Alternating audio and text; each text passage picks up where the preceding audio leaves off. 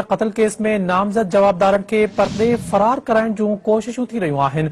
ज़रियनि जो चवणु आहे त मोहसिन ज़रदारी ऐं आबिद ज़रदारी खे दुबई फरार करायो वेंदो। अव्हां खे अपडेट कयूं पिया हम ख़बर जे हवाले सां त नवाबशाह वेझो तकरारी ज़मीन तां मारिजी वियल भंड बिरादरी जे कत्ल केस में नामज़द जवाबदारन के पर्दे फरार कराइण जूं कोशिशूं थी रहियूं आहिनि। ज़रियनि जो चवणु आहे त मोहसिन ज़रदारी ऐं आबिद ज़रदारी खे दुबई फरार करायो वेंदो। अव्हां खे अपडेट कंदा हलूं अहम ख़बर जे हवाले सां त नवाबशाह वेझो तकरारी ज़मीन तां मारिजी वियल भंड बिरादरी जे कत्ल केस में नामज़द जवाबदारन खे पर्दे फरार कराइण जूं कोशिशूं थी रहियूं आहिनि।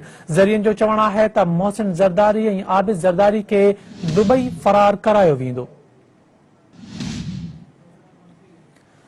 तफ़सील मालूम कंदासीं सिंध टीवी न्यूज़ जे ब्यूरो चीफ ज़ुल्फ़कार ख़ासकेली खां। ज़ुल्फ़कार, आगाह कजो त भंड बिरादरी जे क़त्ल केस में नामज़द जवाबदारन खे दुबई फरार कराइण जूं कोशिशूं कयूं पियूं वञनि, छा तफ़सील आहिनि अव्हां वटि?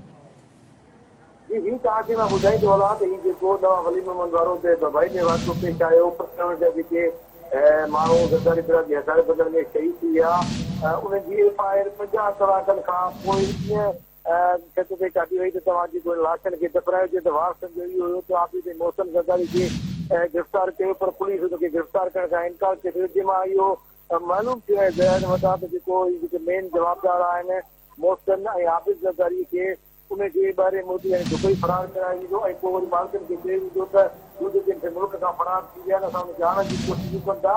त हीअ जेके SSP बेनज़ीराबाद जेके हिकु हफ़्तो मोहलत तलब कई आहे, उहे जवाबदारनि खे रिलीफ ॾियण जी जेकी कोशिशि लॻी रही आहे त जीअं मेन जवाबदार आहिनि उहे जेके मुल्क मां फरार थी वञनि त जीअं हीउ जेको मामिलो आहे उहो थधो थी सघे ऐं उहे जवाबदार जेके आहिनि से को राज़ी बि कंदा आहियूं ऐं मालिकनि खे राज़ी कनि, त उन हवाले सां हीअ सॼी जेके कोशिशि थी आहे।